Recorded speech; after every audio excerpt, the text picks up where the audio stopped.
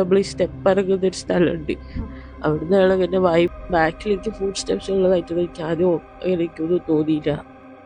നിങ്ങളെല്ലാവരും തന്നെ വാർത്തയിലൂടെ കണ്ടിട്ടുണ്ടാവും എന്ന് ഞാൻ വിശ്വസിക്കുന്നു. കഴിഞ്ഞ ദിവസമാണ് കളമശ്ശേരിയിൽ വെച്ചിട്ട് ഒരു 23 വയസ്സുകാരിയെ രാത്രി 7:30ക്കും 8:00നും ഇടയിൽ പുറകിൽ നിന്ന് ചവിട്ടി തള്ളിയിട്ട് ആ പെൺകുട്ടിയുടെ കഴുത്തിൽ നിന്നും 1 പവൻ്റെ മാലയും കാതിൽ നിന്ന് കമ്മലും അതുപോലെ തന്നെ കയ്യിലുള്ള ഒരു ഐഫോണും മോഷ്ടിച്ചത്, അതായത് കവർന്നെടുത്തത്. നിങ്ങളെല്ലാവരും ഈ സംഭവം അറിഞ്ഞു കാണുമോ എന്ന് എനിക്കറിയത്തില്ല. അറിയാത്തവർക്കായിട്ട് നിങ്ങളത് പ്രത്യേകം ശ്രദ്ധിക്കുക. പല വീഡിയോസിലും ഇതിനു മുൻപ് ഞാൻ പറഞ്ഞിട്ടുണ്ട്, നമ്മൾ സ്വർണം ഉപയോഗിക്കുന്നത് ഇത്തിരി കുറയ്ക്കണം എന്ന് ഞാൻ എപ്പോഴും പറയാറുണ്ട്. കാര്യം എന്താണെന്ന് വെച്ചാൽ ഇന്നത്തെ സ്വർണത്തിൻ്റെ വില എന്ന് പറയുന്നത് 1.25 ലക്ഷത്തിനടുത്താണ്. 1.25 ആണെന്നാണ് എൻ്റെ വിശ്വാസം. ഇപ്പം എനിക്ക് കറക്റ്റായിട്ട് അറിയില്ല. അതിനെന്തായാലും എന്തായാലും വാങ്ങിച്ചു വരുമ്പോഴത്തേക്ക് ഒരു 1.40 രൂപയ്ക്കടുത്ത് സ്വർണത്തിന് വില മതിക്കുന്നുണ്ട്. ആ സമയത്ത് നമ്മൾ 1 പവൻ്റെ ആണെങ്കിൽ 1 പവൻ്റെ മാല സത്യം പറഞ്ഞു കഴിഞ്ഞാൽ എന്നെ സംബന്ധിച്ച് എനിക്ക് ഇട്ടുകൊണ്ട് നടക്കാൻ പോലും പേടിയാണ്. ശരിക്കുള്ള കാര്യമാണ്. കാരണം എന്ന് വെച്ചാൽ നമുക്കൊന്നും വിചാരിക്കുന്ന പോലെ അല്ല നടക്കുന്നത്. കാരണം എപ്പോഴാണ് നമ്മളറിയത്തില്ല, ആരെങ്കിലും ശ്രദ്ധിക്കുന്നുണ്ടോ എന്നുള്ള കാര്യം നമ്മളറിയത്തില്ല. പക്ഷേ മറ്റുള്ള പലരും നമ്മളെ വാച്ച് ചെയ്യുന്നുണ്ടാവും. നമ്മൾ ഭയങ്കരമായിട്ട് ശ്രദ്ധിക്കേണ്ട ഒരു കാലം കൂടിയാണ് ഇത്. ഈ സ്വർണത്തിന് ഇത്രയും വില കൂടാൻ നേരത്ത് ദയവ് ചെയ്ത് നിങ്ങൾ ഇത്രയും റിസ്ക് എടുക്കരുത്. അതുപോലെ തന്നെ ഇപ്പോഴും കുഞ്ഞു കുട്ടികളിലൊക്കെ നമ്മളൊക്കെ യാത്ര പോകാൻ നേരത്തെ പുറത്തോട്ട് ഇറങ്ങുമ്പോഴത്തേക്ക് ഞാൻ കാണാറുള്ള കാര്യങ്ങളാണ്. കുഞ്ഞു കുട്ടികളുടെ കഴുത്തിലേക്ക് ഇപ്പോഴും സ്വർണ്ണം ഇട്ടുകൊണ്ട് പാരൻസ് കൊണ്ടുപോകുന്നുണ്ട്. എന്നെ സംബന്ധിച്ചത് പേടിയാണ്. കാരണം വെച്ച് കഴിഞ്ഞാൽ സ്വർണ്ണം എടുക്കുക. കാരണം ആ കുഞ്ഞിനെ നിങ്ങൾ ആരെ കാണിക്കാൻ വേണ്ടിയിട്ടാണ്? നാട്ടുകാരെ കാണിക്കാൻ വേണ്ടിയിട്ടാണോ? ആ കുഞ്ഞിനോട് ഒരു സ്നേഹമുണ്ട്. നിങ്ങൾ ദയവേത് അങ്ങനെയുള്ള മാലയും വളയും ഈ സ്വർണ്ണങ്ങളൊന്നും ഇട്ട് കൊടുക്കാതെ വെക്കുക. എന്തിനാ ഇതൊക്കെ? ആരെ കാണിക്കാൻ വേണ്ടിയിട്ടാണ്? അങ്ങനെ ചെയ്യരുത് ഒരിക്കലും. കാരണം മറ്റുള്ളവർ ഈ സ്വർണത്തിന് എന്തെങ്കിലും പൈസക്ക് ആവശ്യമുള്ള ആൾക്കാർ ആദ്യം ഉപയോഗിക്കുന്ന എന്താണ്? ഈ സ്വർണത്തിൻ്റെ ഒരു മാർഗ്ഗമായിരിക്കും. സ്വർണം എങ്ങനെയും കവർന്നെടുത്തിട്ട് അതുകൊണ്ട് വിറ്റ് ജീവിക്കാമെന്നോ അങ്ങനെ എന്തെങ്കിലും ആയിരിക്കും അവർ വിചാരിക്കുന്നത്. അപ്പം നമ്മുടെ മക്കളെ നമ്മൾ തന്നെ കൊല്ലാനുള്ളൊരു വഴി, അതായത് മാർഗം കാണിച്ചു കൊടുക്കുകയാണ് ഈ ഇതുപോലെ മോഷണം അല്ലെങ്കിൽ ഇതുപോലെ അക്രമികൾക്ക്. അതായത് ഈ കുട്ടി എറണാകുളംകാരിയൊന്നുമല്ല, ഈ കുട്ടി കണ്ണൂരുകാരിയാണ്. അതായത് ഈ കുട്ടി ജോലിക്കായിട്ടാണ് ഈ എറണാകുളത്ത് വന്ന് താമസിക്കുന്നത്. ഇപ്പം തന്നെയാണ് ജോലി കഴിഞ്ഞ് ഈ വഴി കൂടി യാത്ര ചെയ്യുന്നത്. അതായത് കളമശ്ശേരിയിൽ തന്നെ HMT ജംഗ്ഷന് താഴെയായിട്ടുള്ള ഒരു റെയിൽവേ ക്രോസ് കടന്നാണ് ഈ കുട്ടിക്ക് താമസ സ്ഥലത്തേക്ക് പോകേണ്ടത്. ഇത് പതിവ് പോലെ ജോലി കഴിഞ്ഞ് തിരിച്ച് താമസ സ്ഥലത്തേക്ക് പോകുന്ന നേരത്ത്, അതായത് ഏകദേശം സമയം 7:30 സമയമായിട്ടുണ്ട്. ആ ടൈമിൽ ഈ പെൺകുട്ടി റെയിൽവേ ക്രോസ് ചെയ്യുന്ന ടൈമാണ്. ആ ടൈമിൽ അതായത് ഒരു അക്രമി വന്നിട്ട് പെൺകുട്ടിയുടെ പുറകിൽ വന്ന് ചവിട്ടുകയും എന്നിട്ട് മുണ്ടിട്ട് തലയിൽ മൂടുകയും, മുണ്ടോ തുണിയോ മൂടുകയും എന്നിട്ട് ആ പെൺകുട്ടീനെ നന്നായിട്ട് ഉപദ്രവിച്ചു. അത് നമുക്ക് ആ പെൺകുട്ടിയുടെ വോയിസ് തന്നെ നമ്മളൊന്ന് കേൾക്കണം. ഉപദ്രവിച്ച് എന്നിട്ട് പെൺകുട്ടീനെ അവിടെ ഉള്ളൊരു കുഴിയുണ്ട്, ആ കുഴിയെ തള്ളിയിട്ടിട്ട് പെൺകുട്ടിയുടെ കഴുത്തിൽ നിന്ന് മാല പൊട്ടിക്കുകയും പിന്നെ കമ്മലും പിന്നെ അത് കഴിഞ്ഞ് പെൺകുട്ടിയുടെ കയ്യിലുള്ള ഫോൺ തട്ടിപ്പറിക്കുകയും ചെയ്തു. എന്നിട്ട് പെൺകുട്ടിയുടെ മുഖത്തൊക്കെ നന്നായിട്ട് കല്ലുകൾ കൊണ്ടൊക്കെ ഇടിച്ചിട്ട് മറ്റുമൊക്കെ ഉണ്ട്.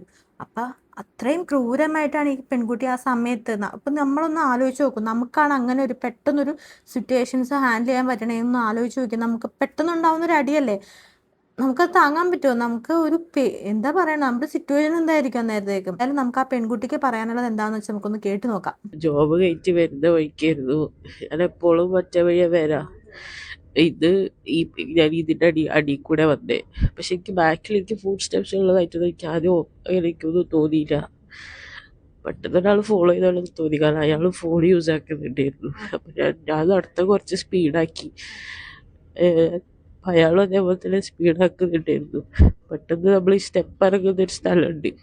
അവിടുന്ന് അയാൾ അങ്ങനെ പൊത്തി അവിടെ ഒന്നും പണി നടക്കുന്നത്. കുറച്ച് ദിവസം അവിടെ കുഴിച്ചിട്ടിട്ടാണ്. രാവിലെ അതിലെ പോവാറ് ഞാൻ അയാളെ കുഴിയിലേക്ക് തന്നെ ചവിട്ടി താഴ്ത്തുകയാണ് ചെയ്തത്. അയാൾ കുറേ ഉപദ്രവിച്ചിട്ട് അവിടെ ഒരു വലിയ പാർക്കിൻ്റെ പോലത്തെ കല്ലുണ്ടായിരുന്നു. ആ കല്ലിൽ അയാൾ എന്നെ റിപ്പീറ്റിട്ട് അയാൾ എന്നെ അടിക്കുന്നുണ്ട്. കല്ലിലേക്ക് തന്നെ അയാൾ അടിക്കുന്നുണ്ട്, മുഖത്തടിക്കുന്നുണ്ട്, കണ്ണിന് കുത്തുന്നുണ്ട്, എന്തൊക്കെയാണ് ചെയ്യുന്നുണ്ട്. ഞാൻ ഫോൺ കൊടുക്കാത്തതിന് ദേഷ്യത്തിന് ആൾ ചെറിയ ചെറിയ കല്ലൊക്കെ എടുത്തിട്ട് തലയിലും മുഖത്തൊക്കെ അടിക്കുന്നുണ്ടായിരുന്നു. കുറെ നമ്മള് കാലിൽ ചവിട്ടുന്നുണ്ട്, പിടിച്ച് പിന്നെ എന്നെ മണ്ണിലേക്ക് തന്നെ ഇതാക്കി ഫോൺ കൊടുക്കാത്തതിൻ്റെ ഉള്ളിലാണെങ്കിൽ റിപ്പീറ്റഡ്ലി എന്നെ ഉപദ്രവിക്കുന്ന. പിന്നെ ഫോൺ വാങ്ങി എൻ്റെ കഴുത്തിൽ നിന്ന് മാലയും പൊട്ടിച്ചെൻ്റെ കമ്മലൊക്കെ എടുത്തിട്ട് അയാൾ അതേ വഴി തന്നെ അയാൾ തിരിച്ച് പോവുകയും ചെയ്തു. ഞാൻ അതിലധികം വരാറില്ല. ഞാൻ ഷാനാമോണിക്ക മെട്രോ സ്റ്റേഷൻ വഴി എപ്പോഴും പോവാറ്. റൂമെടുത്ത് ടയേർഡായതിൻ്റെ അതിനെ വന്നതാണ്. ടയേർഡായതുകൊണ്ട് ഞാൻ അതിനെ വന്നത്. ഇപ്പം 2-3 ദിവസമായിട്ട് ഇന്നും മെനഞ്ഞാന്നൊന്നും ഞാൻ അതിനെ വന്നിട്ട്, അല്ലെങ്കിൽ ഞാൻ ചുറ്റിയിട്ടാ പോവാറ്. കാരണം ലക്ഷ്യം വേറെ ഒന്നുമല്ല, ആ പെൺകുട്ടിയുടെ കഴുത്തിലെ സ്വർണ്ണമാലയും പിന്നെ മറ്റു വസ്തുക്കളും മാത്രമായിരുന്നു ലക്ഷ്യം. എന്തായാലും അതായിരുന്നു, അല്ലാതെ മറ്റൊന്നും ആയിരുന്നില്ല അയാളുടെ ലക്ഷ്യം. അയാളുടെ ലക്ഷ്യം ഇത് തന്നെയായിരുന്നു. അപ്പോൾ നമ്മളൊന്ന് ഓർക്കണം, നമ്മൾ കഴുത്തിലൊക്കെ വലിയ കാര്യത്തിലേക്ക് ഇട്ടുകൊണ്ട് കൊടുക്കുന്ന ഈ മാല ഇതൊക്കെ ഉണ്ടല്ലോ, അതൊക്കെ നമ്മുടെ ജീവൻ എടുക്കുന്ന ഒരു സംഭവം തന്നെ. അത് ഇനിയെങ്കിലും സ്ത്രീകളൊന്നും മനസ്സിലാക്കണം. നമ്മൾ ഈ ടൈമിലൊക്കെ ഈ സമയമൊന്നുമല്ല, ഒരു സമയം കൊള്ളില്ല, പട്ടാ പകല്. നമുക്കറിയാവുന്ന ഒരു കുഞ്ഞിന്റെ കാര്യം നമുക്കറിയാവുന്നല്ലോ. ഒരു അമ്മയുടെ കഴുത്തിൽ നിന്ന് മാല പൊട്ടിച്ചുകൊണ്ട് പോയിട്ട് ആ കുഞ്ഞ്, അതായത് പെൺകുട്ടി കള്ളന്റെ പുറകെ ഓടി ചെന്നിട്ട് അയാളെ പിടിച്ച കഥകളൊക്കെ നമ്മൾ കേട്ടിട്ടുള്ളതല്ലേ. അതുപോലെ എല്ലാ സ്ത്രീകൾക്കും, അതായത് എല്ലാ മക്കൾക്കും കരോട്ടയും പഠിച്ച് നടക്കാൻ പറ്റില്ല എന്ന് വെച്ച് കഴിഞ്ഞാൽ, അങ്ങനെ സത്യം പറഞ്ഞു കഴിഞ്ഞാൽ നമ്മളെ പെൺകുട്ടികൾ സത്യം പറഞ്ഞാൽ ഇതുപോലെയുള്ള രക്ഷാമാർഗങ്ങളൊക്കെ ഉറപ്പായും പഠിച്ചിരിക്കേണ്ട ഒന്ന് തന്നെയാണ്. ബാക്കി നമുക്കൊന്ന് കേൾക്കാം. അവിടെ വെച്ചാണ് ഈ ദാരുണ സംഭവം നടക്കുന്നത്. പെൺകുട്ടി ഷോപ്പിൽ നിന്നും നടന്ന് ഈ ഹൈവേ വരെ എത്തി. അതിനുശേഷം അവിടെ നിന്നും താഴേക്ക് ഒരു കോൺക്രീറ്റ് ചെയ്ത പാതയുണ്ട്. അത് ചെന്ന് അവസാനിക്കുന്നത് റെയിൽവേ പാളത്തിലേക്കാണ്. അങ്ങനെ പെൺകുട്ടി നടന്ന് ഇവിടേക്ക് എത്തുകയാണ്. അപ്പോഴാണ് ഇവിടെ ഒരു സ്റ്റെപ്പ് ഉള്ളത്. ഈ സ്റ്റെപ്പ് ഇറങ്ങാൻ തുടങ്ങുമ്പോഴാണ് പുറകിൽ നിന്നും ഈ പ്രതി ചവിട്ടുന്നത്. ആ ചവിട്ടിൻ്റെ ആഘാതത്തിൽ താഴ്ചയിലേക്ക് വീഴുകയായിരുന്നു. ഇവിടെ വെച്ചാണ് ആ പെൺകുട്ടിയെ പിന്നീട് ഇയാൾ തലയിൽ മുണ്ടിട്ട് മുറുക്കിയതിന് ശേഷം ഉപദ്രവിച്ച് സ്വർണവും മൊബൈൽ ഫോണും കവർന്നത്. ഇയാൾ ഇതിന് ശേഷം ഓടി രക്ഷപ്പെട്ടു. പിന്നീട് പെൺകുട്ടി അവിടെ നിന്നും വേഗം എഴുന്നേറ്റ് ഇതുവഴി റെയിൽവേ പാളം കടന്ന് നേരെ സുഹൃത്തുക്കൾ താമസിക്കുന്ന താമസ സ്ഥലത്തേക്ക് പോവുകയായിരുന്നു നടക്കുന്നത്. ഒരു 8:15 കഴിഞ്ഞാണ് ഇങ്ങനെ ഓടി വരികയും ഓടി തളർന്ന് വീണ അവിടെ. അപ്പം ഞങ്ങളെ ഇങ്ങനെ വിളിച്ച്, ഒരുമിച്ച് ജോലി ചെയ്യുന്നതാണ്, ഞങ്ങളെ വിളിച്ചപ്പോൾ ഞങ്ങൾ ചെന്ന് നടന്ന് വന്നിട്ട് അപ്പുറത്തെ പേര് വിളിച്ച് കുഴഞ്ഞു വീണ് ഞങ്ങളെ പിടിച്ച്. നമ്മളിപ്പോൾ ഈ കുട്ടിയുടെ അനുഭവം കേട്ടില്ലേ. പക്ഷെ ഇതുകൊണ്ടൊന്നും ആരും സ്വർണ്ണം ഉപേക്ഷിക്കാൻ അങ്ങനെയൊന്നും തയ്യാറാവുന്നില്ല. എന്നാലും ഒന്ന് കേട്ടിരിക്കാം. അതായത് നിങ്ങൾക്ക് ഇങ്ങനെ ഒരു ആപത്ത് വരാതെ വേണമെങ്കിൽ സ്വന്തമായിട്ട് നിങ്ങളെ സംരക്ഷിക്കാം. അതല്ലെങ്കിൽ എന്തെങ്കിലും നമുക്ക് ഇതുപോലൊരു അനുഭവം വരാൻ നേരത്തെ നമ്മളിതൊക്കെ പഠിക്കുകയുള്ളൂ. അത് ഉദ്ദേശമാക്കിയാണ് ഞാൻ പറയണത്. എൻ്റെ ഒരു അഭിപ്രായം പറയുകയാണെങ്കിൽ ഇപ്പോൾ ഈ സ്വർണ്ണങ്ങളൊക്കെ ഉപയോഗിക്കുന്നതൊക്കെ നിങ്ങളൊന്ന് കുറയ്ക്കുക. എന്തിനാ വെറുതെ നമ്മൾ കാശ് കൊടുത്ത് നമ്മുടെ മരണം വാങ്ങുന്നത് എന്തിനാ? നമ്മുടെ ഈ സ്വർണം പോയാലും നമുക്ക് വാങ്ങിക്കാൻ പറ്റും, പക്ഷെ നമ്മുടെ ജീവൻ നമുക്ക് വാങ്ങിക്കാൻ പറ്റുമോ? ആ കുട്ടിയെ അന്ന് ആ ഉപദ്രവിക്കുന്നതിനിടയിൽ ആ പെൺകുട്ടിയുടെ തലയിടിച്ചിട്ട് എവിടെയെങ്കിലുമൊക്കെ എന്തെങ്കിലും പറ്റിയിരുന്നെങ്കിൽ എന്ത് ചെയ്തേനും? കുട്ടിയുടെ ജീവൻ നഷ്ടപ്പെടണേ. എന്താ, ഒരു പവൻ്റെ മാലയ്ക്ക് വേണ്ടിയിട്ടാ? ഒന്ന് ആലോചിച്ച് നോക്കിയേ. അതായത് ഇപ്പം പറഞ്ഞു കേട്ടില്ലേ, എന്നും പോണ വഴി കൂടി അല്ലായിരിക്കും ചിലപ്പോൾ നമ്മൾ ആദ്യമായിട്ട് പോണ വഴിയായിരിക്കും. നമ്മുടെ കഴുത്തിൽ കിടന്ന് ഈ സ്വർണം കിടന്നിട്ട് ഈ മിന്നുന്ന കാണുമ്പോഴത്തേക്ക് ഇതുപോലുള്ള അക്രമികൾ, അതായത് ഇതുപോലെ മോഷ്ടാക്കൾ എന്താ വിചാരിക്കും, കാശിന് കുറച്ച് ആവശ്യമുണ്ട്, അപ്പോൾ ഇതങ്ങ് പൊട്ടിച്ചു കഴിഞ്ഞാൽ ഇത് കേസ് കൊടുത്താലും വലിയ സംഭവമൊന്നും ആവില്ലല്ലോ.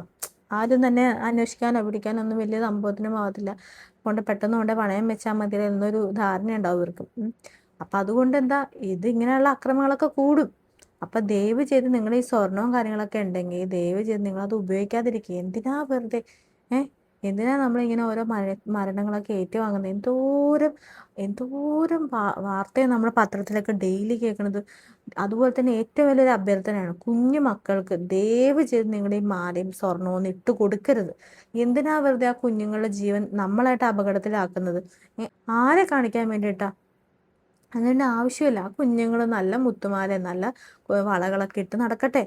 ഈ പിള്ളേരുടെ കഴുത്തിലൊന്നും ഒരിക്കലും ഇങ്ങനെ ഇട്ട് കൊടുക്കരുത്. കഴിഞ്ഞ ദിവസം ഞാനൊരു ലാസ്റ്റ് ഒരു ഷോർട്സ് ചെയ്തിട്ടുണ്ടായിരുന്നു. അതിനകത്ത് പറഞ്ഞത് എന്താണെന്ന് വെച്ച് കഴിഞ്ഞാൽ, അതുപോലെ തന്നെ ഈ കഴിഞ്ഞ മാസം കണ്ട ഒരു അയൽവാസി വന്നിട്ട് വേഷം മാറി വന്ന് പെൺവേഷത്തിൽ വന്നിട്ട് ഒരു ഉമ്മയുടെ സ്വർണം മറ്റും കവർന്നത്. ആ ഉമ്മേനെ കൈകൾക്കൊക്കെ എന്തുമാത്രം ഉപദ്രവിച്ചു, മുഖത്തിനിട്ടൊക്കെ എന്തുമാത്രം ഉപദ്രവിച്ചു. നമ്മളൊന്ന് ആലോചിച്ച് നോക്കി. എന്തിനാ വെറുതെ?